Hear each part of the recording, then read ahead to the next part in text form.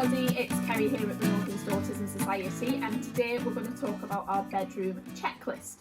So our bedroom checklist is just really a tool that you can use to think about when you're putting the person to bed at night, just to really think about the environment and how the environment might potentially have an impact on the ability for the person to get to sleep and stay asleep. So first thing we would get you to do is when you're going into the bedroom, just do a temperature check. Is the room right for the person? Is it too warm? Is it too cold? We all know how temperature can have a massive effect on our ability to get to sleep. I know particularly for me, in the summer months when it's really hot, I have a real problem getting to sleep and staying asleep and then waking up subsequently. So think about the temperature for the person and what temperature does the person like the room at in order to be able to get to sleep effectively. Okay, so that's really, really important. Second thing to think about is do a visual check of the room. So is the room too overstimulating from a visual point of view? Has there been toys left out on the floor? So think about this in terms of the child or the person waking up in the middle of the night and seeing the Lego stack in the corner that now doesn't look like Lego anymore. It can look like a really frightening monster in the corner of the room.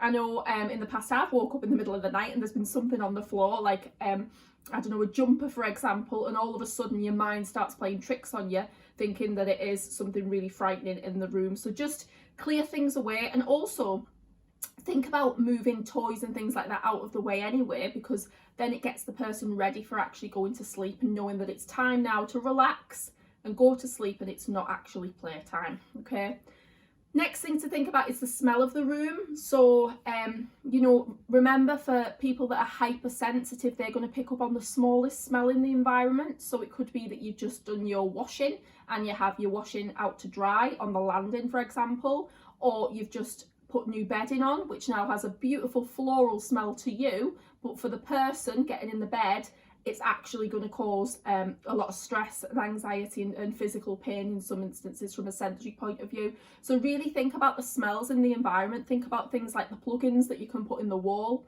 Are they going to cause a problem? They're not only unpredictable, but they can smell quite strong as well. So think about all those smells that happen in the environment and trying to get it right for the person. Next thing to think about is the bedding. So is the bedding, again with a temperature point perspective, is it too hot or is it too cold for the person? Think about it from a visual perspective. So is it overly stimulating? If you have bedding on that's overly stimulating, it can actually have an impact on your ability to get to sleep. So do you need neutral colours on there, or do you need something that the person has a real interest in order to support them to sleep? Think about the weight of the bedding as well. So some people will really prefer heavy blankets or heavy duvet covers. I know, for example, I really like the heavier Tog duvet covers, helps me get to sleep better, and some of our people might really like that. For others, that might be too much for them, or some people might really struggle to even have a duvet cover on or even have a sheet over them and actually sleep without anything covering them. Think about as well about the height of the bed. So for people who have got difficulties with balance and spatial awareness, high beds might be quite problematic because they'll feel like a little bit ungrounded really and a little bit unstable in the space that they're in. So I know some of our families actually have mattresses on the floor, or they use kind of futon type beds, and that can be quite effective as well because the person feels a bit closer to the floor and that actually helps them feel a little bit grounded. Think about the lighting in the room. So some families will use blackout curtains, which can be quite effective, because if there's any little bit of sunlight or a little bit of artificial light coming in through the curtains, that could cause a problem and that could stop the person from going to sleep or wake them up in the middle of the night.